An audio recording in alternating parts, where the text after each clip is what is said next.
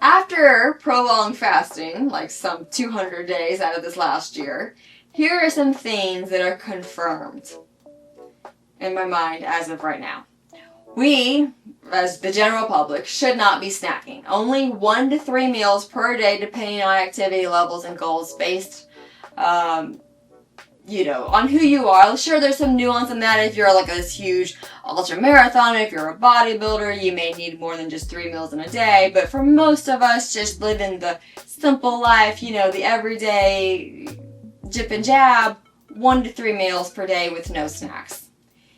Something else that is confirmed to me, space your last meal at least 2 to 3 hours before bedtime. Now, how far away? That's something that has become a bit confusing to me lately. For the longest time, I had my last meal of the day had been around 11 a.m. noonish. But nowadays, sometimes it's there around 11 or noon. And other days, I end it like 2 hours before bedtime.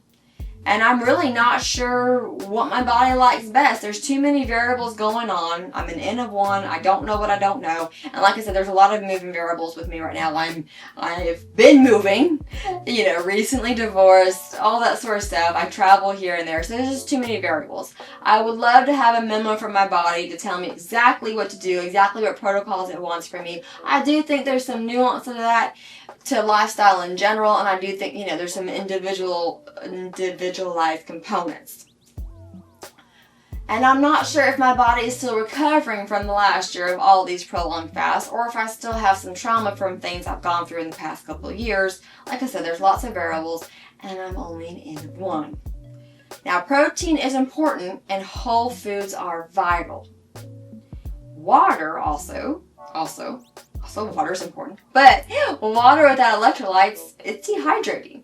So you don't need to have electrolytes every single time you have water, but you do need to consume them regularly throughout the day. And water-based fruit is incredible. Watermelon, grapes, papaya, kiwis, they are wonderful. In fact, coffee is great, but if you happen to be wanting to stop, like you happen to be doing 10 cups of coffee and you want to stop that, do a fruit fast. I recently did a fruit fast, and I found myself going from absolutely loving coffee, and I just was like, the idea of drinking that is like tar right now. Absolutely repulsive.